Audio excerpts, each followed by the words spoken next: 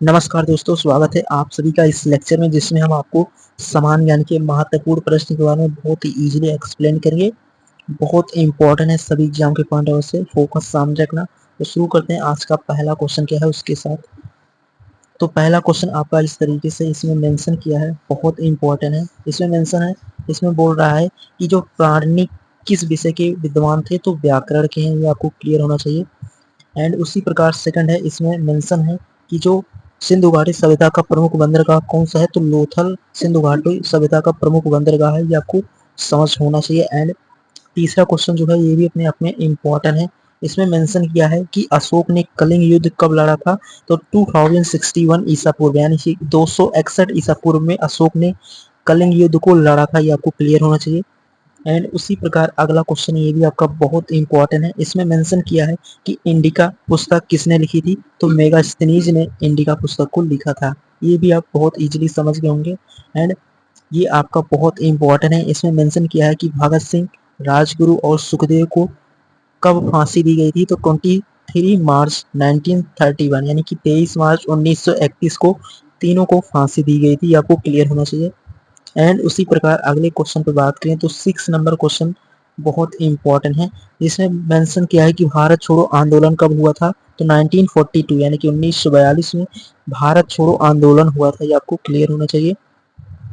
तो ओवरऑल यहाँ तक आप बहुत इजीली समझ गए होंगे, बहुत इंपॉर्टेंट रहेगा सेशन, शुरू से अंत तक देखना, बहुत इजीली।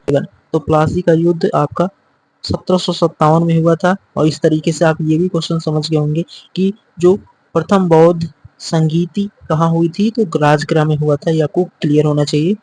ये सभी क्वेश्चन बहुत इंपॉर्टेंट है, सीधे प्रीवियस ईयर एग्जाम्स में पूछे जाते हैं क्वेश्चंस। एंड उसी प्रकार अगले क्वेश्चन पे बढ़ें तो अगला क्वेश्चन आपका ये भी इंपॉर्टेंट है। इसमें मेंशन किया है कि मुस्लिम लीग की स्थापना कब हुई थी, तो 1906 में यानी कि 1906 में मुस्लिम लीग की स्थापना हुआ था, ये आपको क्लियर होना चाहिए। 11th नंबर क्वेश्चन भी आपका इंपॉर्टेंट है। इसमें मेंशन किया है कि भारत का सबसे बड़ा राज्य क्षेत्रफल के अनुसार होगा वो राजस्थान होगा।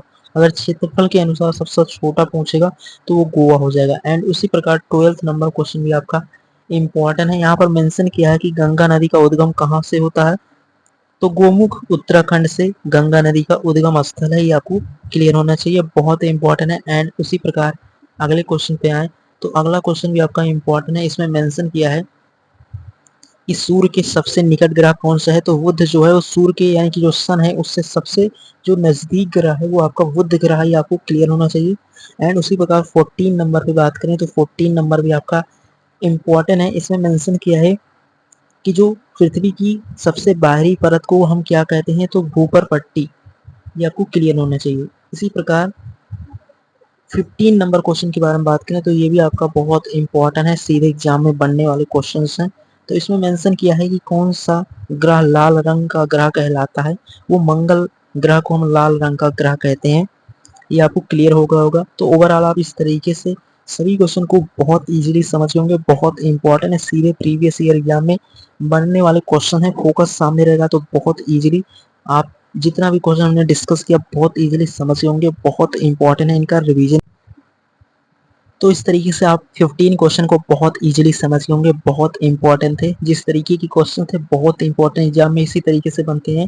एंड उसी प्रकार अगले क्वेश्चन पे आए तो अगला क्वेश्चन आपका बहुत इंपॉर्टेंट है। इसमें मेंशन किया है कि सतलज नदी कहाँ से निकलती है, तो राक्षस ताल जो कि तिब्बत में है, ये आपको क्लियर होना चाहिए कि इस तरीके से सतलज नदी जहाँ से निकलती है उसके बारे में प्रॉपर एक्सप्लेनेशन है। एंड उसी प्रकार अगले क्वेश्चन पे बढ़े तो अगला क्वेश्चन भी आपका इंपॉर्टेंट है, 17 नंबर है। इसमें मेंशन किया है कि कावेरी नदी का उद्गम स्थल कौन सा है, तो कावेरी जो नदी है वो कर्नाटक राज्य से निकलती है। अगर उसके प्रॉपर नाम के बारे में बात करें तो ब्रह्मगिरी पर्वत से होकर कावेरी नदी का उद्गम स्थल है, क्लियर होना चाहिए ये भी। एंड उसी प्रकार 18 नंबर है। इसमें मेंशन किया है कि जो ताजमहल है किस नदी के किनारे स्थित है, तो यमुना नदी के किनारे ताजमहल स्थित है।